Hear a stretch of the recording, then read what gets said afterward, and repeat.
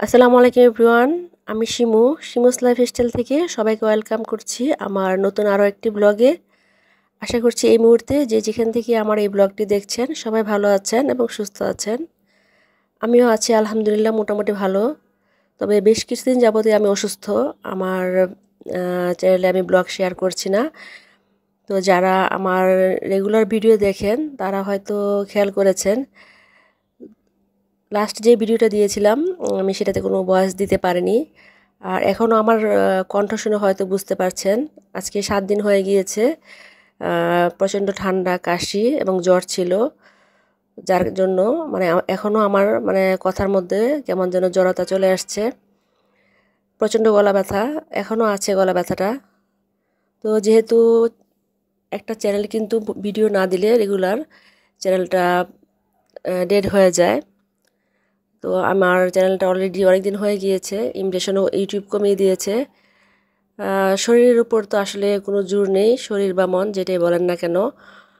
শরীর ভালো না থাকলে কোনো কিছু ভালো লাগে না, আবার মন ভালো না থাকলেও কিন্তু কোনো কিছু করতে ইচ্ছে করে না। শুধুমাত্র জীবনযাপনটা চলে এই আর কি। তো আমার ক্ষেত্রে সেরকমটাই হয়েছে। প্রথমে আমার মেয়ে অসুস্থ ছিল, আমার ছোটো মেয়ে। তারপর পরেই সিজনাল এই সর্দি ঠান্ডা কাশিতে মানে আমি এতটাই মানে টায়ার্ড হয়ে গিয়েছি এবার। মানে আমার আরও অনেকবারই ঠান্ডা লেগেছে, কিন্তু এই ধরনের এত কষ্ট কখনোই হয়নি। এবার যে পরিমাণ কষ্টটা করছি আমি, এখনও আমার কথা বলতে কষ্ট হচ্ছে। তো যাই হোক, দুপুর থেকে রান্নাটা শুরু করেছিলাম, ভাবলাম যে একটু একটু করে ভিডিও যতটুকু পারি একটু রেকর্ড করে রাখি। তো এখানে আমি দুপুরে ডাল রান্না করেছি। ডালটা আজকে একটু ঘন করে রান্না করব। একটা না একরকম ডাল খেতে খেতে কিন্তু ভালো লাগে না। আর আমার ঘরে দেখা যায় যে আমার হাজব্যান্ড উনি পছন্দ করেন পাতলা ডাল, আর আমার ছেলেমেয়েরা এবং আমি কিন্তু ঘন ডাল খেতে পছন্দ করি। তো আজকে একটু ঘন করে ডাল রান্না করেছি, আর এই পাশে চিচিঙ্গা ভাজি করছি। তো ডেইলি একটা ভাজি এবং ডাল থাকেই আমার ঘরে বলতে গেলে। ভাজি থাকুক বা না থাকুক, কিন্তু ডালটা আছেই। তো এই ডাল রান্না করতে খুবই বিরক্ত লাগে আমার কাছে, প্রতিদিন একরকম সে একটা ডিউটি মনে হয় আমার কাছে। আর এই ডালটা যখন রান্না হয়ে যায় তখন আমার মনে হয় যে রান্নার অনেকটা কাজ আমার শেষ হয়ে গেছে। তো এই আর কি, এখানে আজকে একসাথে সব মাখিয়ে তারপরে তেলের মধ্যে বাগার দিয়ে দিয়েছি ডালটা। আর আজকে রান্না করব গরুর মাংস, কুরবানির যে গরুর মাংস সেটাই আজকে রান্না করব। তো ভিডিওর এই পর্যায়ে আপনাদের কাছে একটি রিকোয়েস্ট করছি, যারা এই পর্যন্ত এখনও ভিডিওটি দেখছেন বা আছেন এখনও, প্লিজ ভিডিওটিতে একটি লাইক দিবেন। আর আপনাদের মূল্যবান সময় থেকে আমার এই ব্লগটিতে একটু সময় দেওয়ার জন্য আপনাদেরকে অসংখ্য ধন্যবাদ এবং ভালোবাসা। যে কোনো কারোর সাথে আমার মনে হয় যে শুরুতে কিন্তু ভালো ভালো লাগা বা ভালোবাসা সৃষ্টি হয় না। আমরা এই যে ব্লগগুলো শেয়ার করি, হয়তো আমি নিজের কাজ নিয়ে অত নিজেকে কোয়ালিটিফুল মনে করছি না, কিন্তু কাজ করতে করতে কিন্তু কাজ শেখা হয়। তো এই প্ল্যাটফর্মগুলোতে কিন্তু আমরা যখন আসি, আমরা কিন্তু সাধারণত আমাদের যে রেগুলার কাজগুলো এগুলোই কিন্তু আপনাদের সাথে শেয়ার করি। তো এখানে কিন্তু কোনো শেখার বা কোনো এমন কোনো মাধ্যম নেই যেটা দেখে টোটালি কোনো আইডিয়া নিয়ে কাজ করা যাবে। লাইফস্টাইল ব্লগটা এটা একদমই নিজের, একান্তই নিজের সাংসারিক যে কাজগুলো সেগুলোই কিন্তু শেয়ার করা হয়। তো ভুল ভ্রান্তি থাকবে, সেগুলো ক্ষমা সুন্দর দৃষ্টিতে দেখবেন আপনারা। আহ, আর দেখতে দেখতে হয়তো একসময় ভালো লাগা থেকে ভালোবাসা সৃষ্টি হয়ে যাবে। তো এখানে রান্নার ফাঁকে মাঝখানে আমি একটু চা খাচ্ছিলাম। আমার এই যে ঠান্ডা লেগেছে, আমার রং চা খেতে একদমই পছন্দ না, আমি রং চা টোটালি পছন্দ করি না। কিন্তু এই ঠান্ডা লাগার জন্য কিন্তু এই কয়েকদিন ধরে আমি অনেক রং চা খাচ্ছি।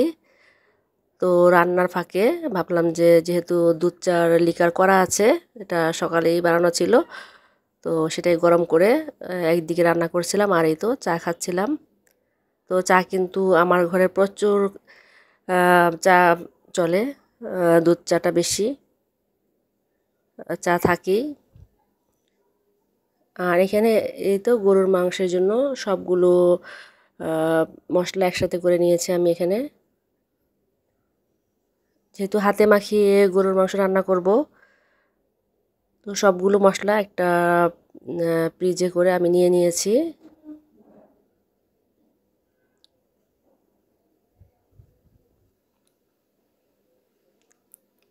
হাতে মাখানো গরুর মাংসটা কিন্তু খেতে ভালোই লাগে, তবে একটু বেশি কষিয়ে নিলে কিন্তু অনেক বেশি মজা হয়।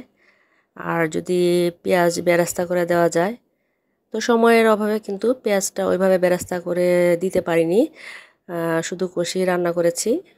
আর এখানে সব রকম মশলা দেওয়ার পরে আমি আস্ত যে গরম মশলাগুলো সেগুলো দিচ্ছি।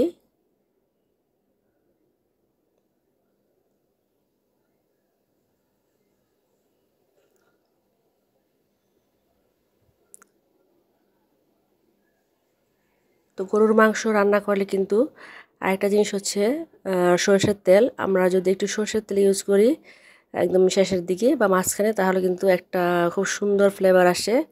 আমি কিন্তু এই কাজটা প্রায় সময় করি গরুর মাংসে। একদম সম্পূর্ণ সরিষার তেল দিয়ে রান্না করলে দেখা যায় যে বাচ্চারা পছন্দ করে না, কারণ সরষের তেলের ফ্লেভারটা ওরা নিতে চায় না। কারণ অনেক খাবারে আমি দিয়ে দেখেছি, যদিও সরষের তেল কিন্তু স্বাস্থ্যের জন্য ভালো, এটা আমরা সবাই জানি সয়াবিন তেলের থেকে, কিন্তু আমার ঘরে সরষের তেলে রান্না করা খাবার খেতে চায় না। যেহেতু সবার পছন্দকে গুরুত্ব দিতে হবে, আর ছেলে মেয়েরা যদি না খায়, আমরা বাবা মায়েরা কিন্তু সবসময় কিন্তু ছেলে মেয়েদের কথাই আগে চিন্তা করি, তারপরে নিজেদের। ওদের খাওয়ার মধ্যে মনে হয় যে নিজেদের সার্থকতা, যে ওরা খেতে পারলেই মনে হয় যে নিজেদের খাওয়া হয়ে গেল। তো ওদের কথা চিন্তা করে কিন্তু আমি সরষের তেলটা খুব বেশি ইউজ করি না, তবে গরুর মাংসে আমি মাঝখানে একটু দিয়ে দিই, ফ্লেভারটা খুব ভালো আসে। আর এখানে চিংড়া ভাজিটা হয়ে গেছে, আর পাশেই ডালটাও রান্না হয়ে গেছে, রেখে দিলাম। আর এখন এই তো মাখানো গরুর মাংসটা প্রেসার কুকারে দিয়ে দিয়েছি, আর পাশের চুলায় ভাত হয়ে যাচ্ছে। গরুর মাংসে আমি কিন্তু প্রেসার কুকারে কোনো সিটি দিব না, বা ঢাকনাটা পুরোপুরি লাগিয়ে দিব না, শুধুমাত্র জাস্ট ঢেকে রাখবো। প্রেসার কুকারে গরুর মাংস রান্না করতে আমার কাছে খুব সুবিধা মনে হয়, এই জন্য কিন্তু আমি প্রেসার কুকারে দেই। আর কুরবানির মাংস কিন্তু প্রেসার কুকার লাগে না, এমনিতেই সেদ্ধ হয়ে যায়। বাজার থেকে যেগুলো কেনা হয় সেগুলো কিন্তু প্রেসার কুকারে ঢাকনা দিয়েই ভালো করে রান্না করি। আর এখানে জাস্ট ঢাকনাটা আমি কিন্তু উপরে দিয়ে রেখেছি, কারণ যদি আটকে দিই দেখা যায় যে বাষ্পে অতিরিক্ত সিদ্ধ হয়ে যাবে কুরবানির মাংস। তো ফার্স্ট একটু ঝুল দিয়ে দিলাম, যাতে ঝুল থেকে আস্তে আস্তে মাংসটা সিদ্ধ হয়ে যায়, পরে মাখা মাখা করে নেব।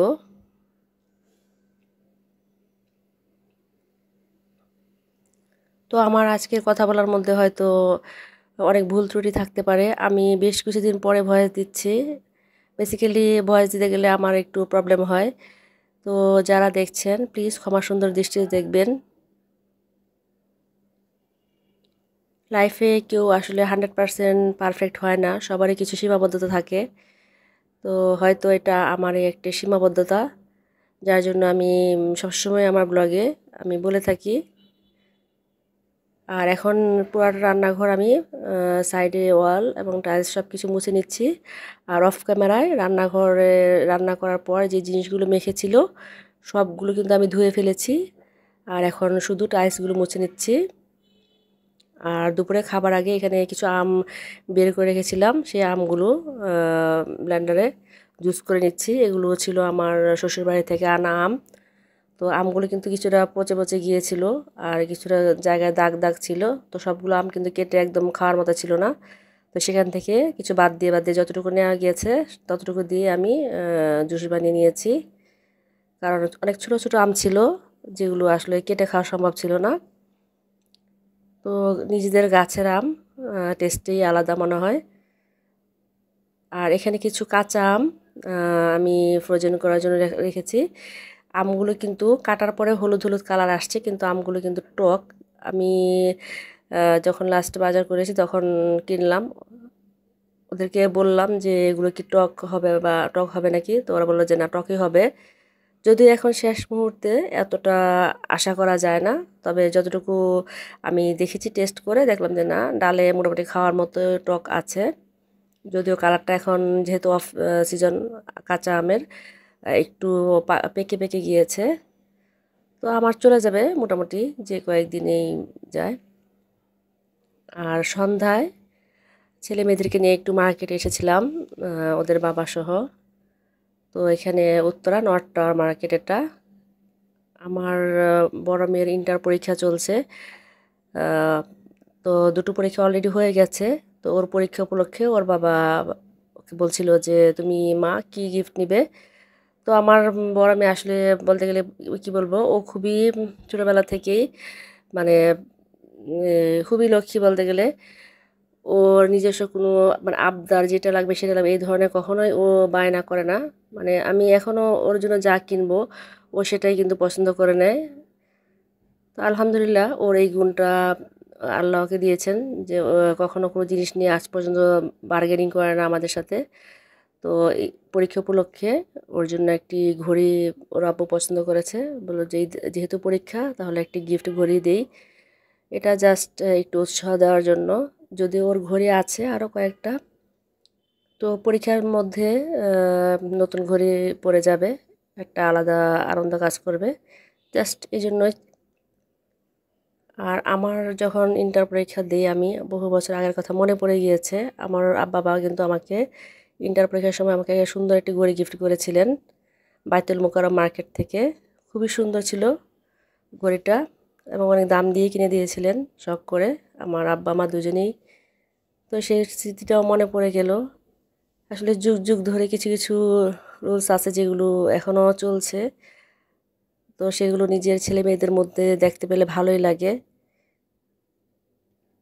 তো ওর এসএসসি পরীক্ষার সময় কিন্তু ওর বাবা ওকে গিফট করেছিলেন। আর এখানে চলে এসেছিলাম মোবাইল মার্কেটে নর্থ টাওয়ারে। আমার মোবাইলের যে উপরে স্ক্রিন যে ইয়েটা কি বলে এটা টেম্পার গ্লাস যেটা সেটা ফেটে গিয়েছে আমার হাজব্যান্ডের মোবাইলেরও। তো দুজনের মোবাইলটা ঠিক করে নিলাম। আর এই তো এখানে জুতার শোরুম বাটাতে, ছেলের স্কুলের জুতা লাগবে। তো টুকটাক শপিং আর কি, শপিংয়ের তো আর শেষ নেই, কিন্তু দরকারি যে জিনিসগুলো সেগুলো তো কিনতেই হবে। আমাদের মধ্যবিত্তের তো এখন শখ আহ্লাদ মনে হচ্ছে দিন দিন কমেই যাচ্ছে, কারণ প্রয়োজন যে জিনিসগুলো সেগুলো কিনতেই অবস্থা খারাপ, আয়ের মধ্যে ব্যয়টাকে রাখা যাচ্ছে না। আর এখানে আমরা শপিং শেষ করে আহ, একটু নাস্তা খাচ্ছিলাম। পিৎজা অর্ডার করেছি আর আমার ছোটো মেয়ে নিয়েছে বেকড পাস্তা। তো নাস্তা খেয়ে তারপর আমরা বাসায় চলে আসি। তো এই পর্যায়ে আমি আপনাদের কাছ থেকে বিদায় নেব। এখানে আমি যে শপিংগুলো করেছি টুকটাক এখানে সেগুলো একটু শেয়ার করছি আপনাদের সাথে। আমার ছেলের কিছু কাপড় চোপড়, ওদের স্কুল এবং কলেজের স্টেশনারি কিছু জিনিসপত্র, আর দুটো ছোটো কাচের পিস কিনেছি ম্যান ক্রোকারিজ থেকে। আর এই তো আমার ছেলের স্কুলের শু। তো এই ছিল আমাদের সাধারণ টুকরি কেনাকাটার একটি সাধারণ ব্লগ। কেমন লেগেছে প্লিজ কমেন্ট করে জানাবেন। আজকের মতো এখানেই বিদায় নিচ্ছি। সবাই ভালো থাকবেন, সুস্থ থাকবেন। আল্লাহ হাফেজ, আসসালামু আলাইকুম।